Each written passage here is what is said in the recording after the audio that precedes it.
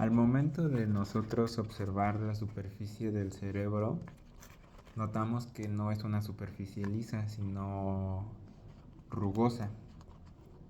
Estos pliegues son los llamados giros y surcos.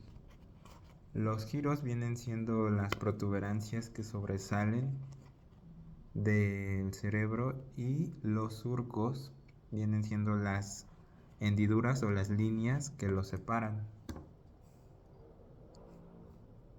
Ambos están cubiertos por sustancia gris, pero en el interior ya están cubiertos por sustancia blanca. Igualmente, los surcos son muy importantes y útiles para poder dividir al cerebro en sus lóbulos. Únicamente tenemos que identificar este surco, que vendría siendo el de Silvio, y el central, o el de Rolando. Y de esta forma ya podríamos tener una división un poco más clara de los lóbulos, que sería el frontal, el lóbulo parietal, el occipital y el lóbulo temporal, que sería el de abajo. Pasando ahora al lóbulo occipital, encontramos que más o menos por aquí donde está el limpiapipas está el surco parieto-occipital, ya que está pasando el surco intraparietal, e igualmente aquí abajito se encuentra otro surco más, que es el surco lateral occipital.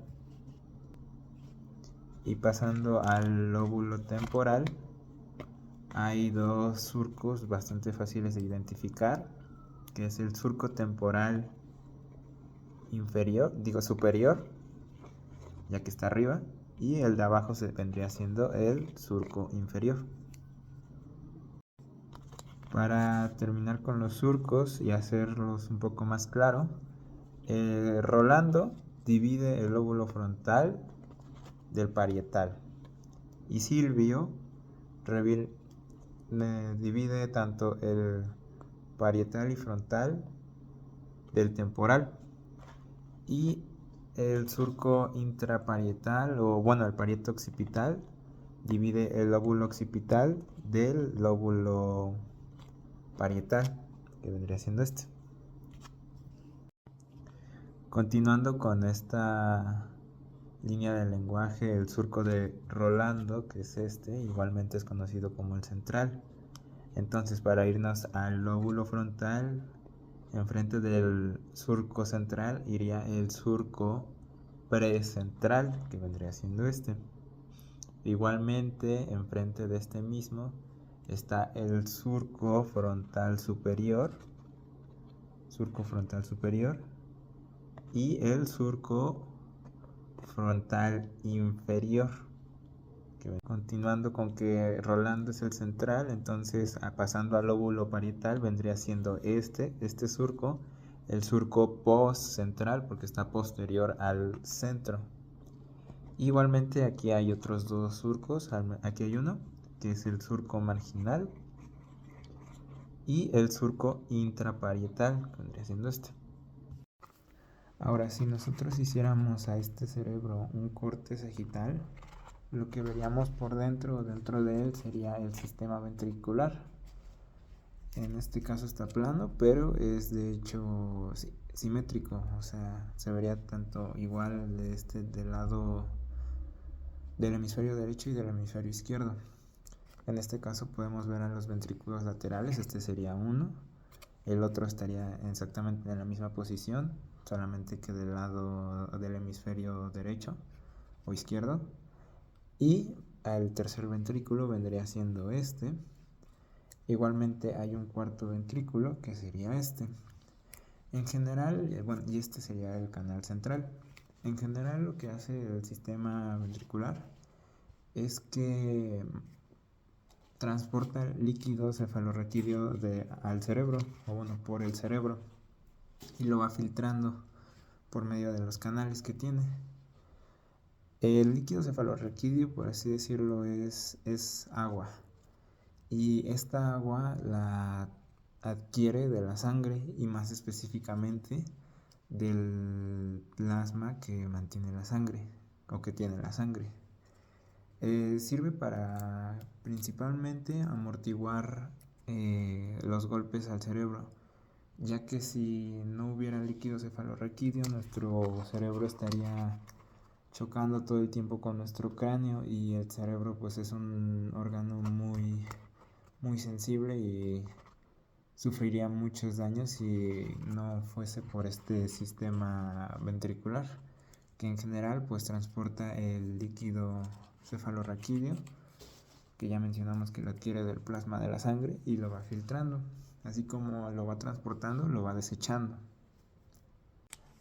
Ahora, igualmente, si a este cerebro le hiciéramos un corte sagital, dentro de él encontraríamos el sistema arterial cerebral. En este caso hay dos arterias, una que parte desde la vértebra, que sería esta, las representadas en amarillos, que sería la arteria, como su nombre lo dice, vertebral, y las carótidas externas. Unas se desvían hacia enfrente, se podría decir, y otras van hacia el cerebro. En este caso se ve acostado porque esa es la posición en la que van las arterias. Ya visto desde una posición superior se vería diferente.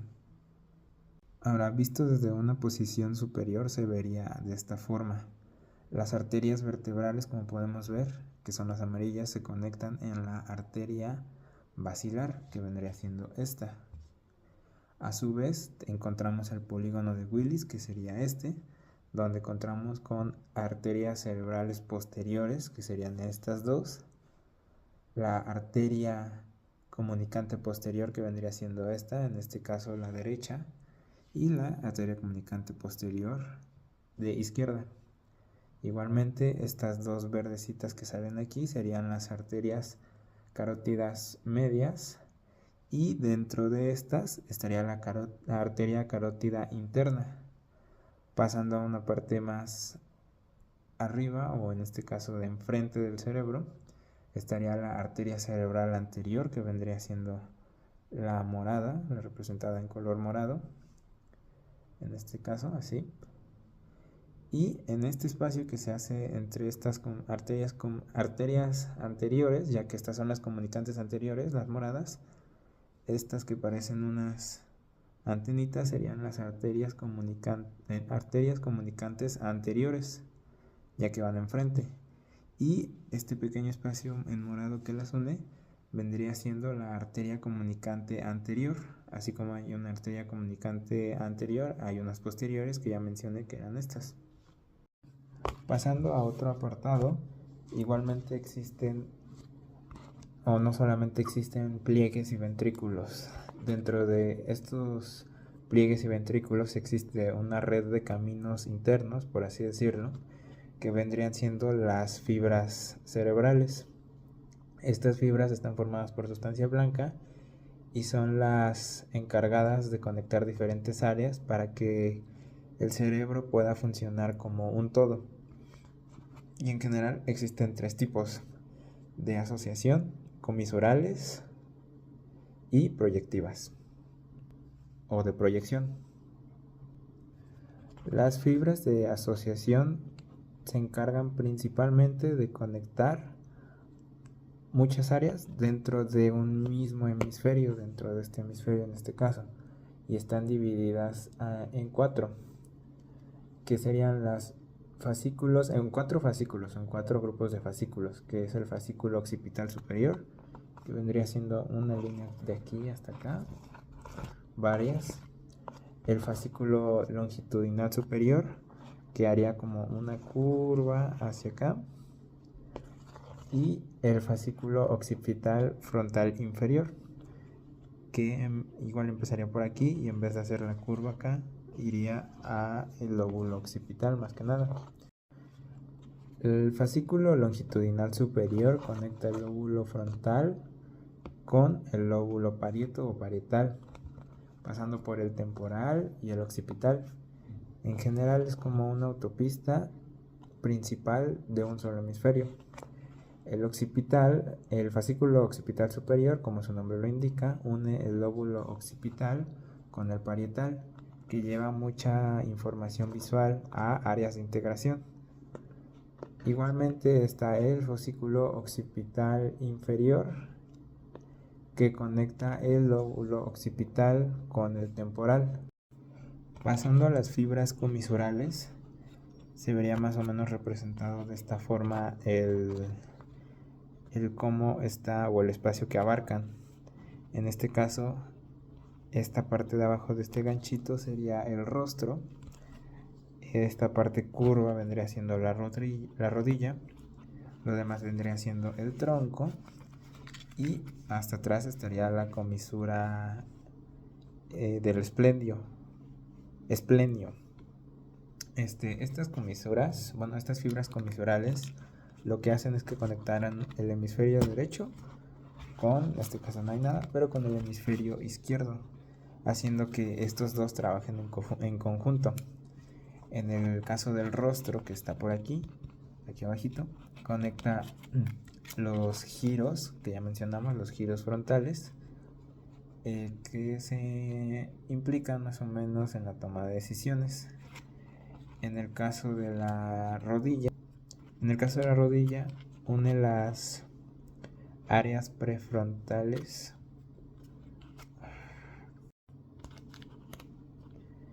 El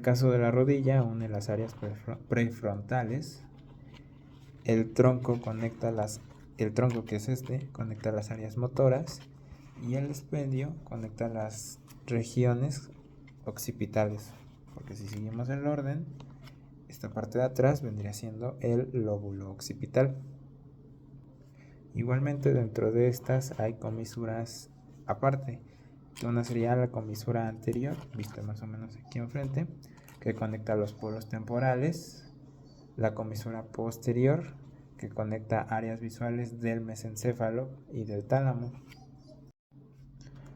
Pasando a las fibras de proyección, estas en general conectan la corteza cerebral con la médula frontal y con la médula espinal y con otros núcleos profundos.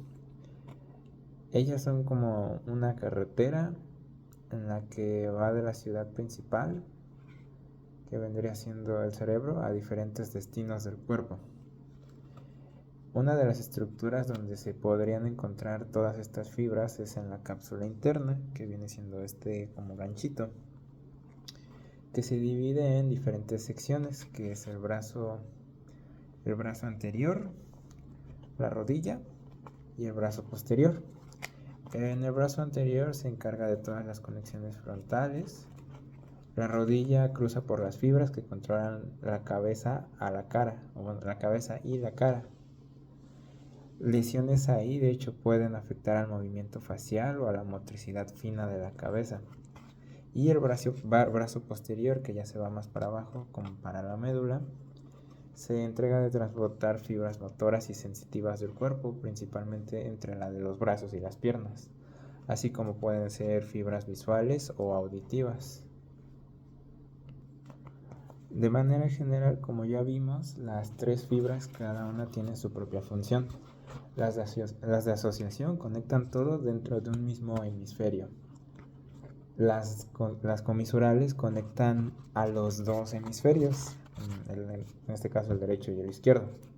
Y las de proyección, como ya mencionamos, llevan y traen información de la corteza al cerebro, de la corteza al resto del cuerpo más bien.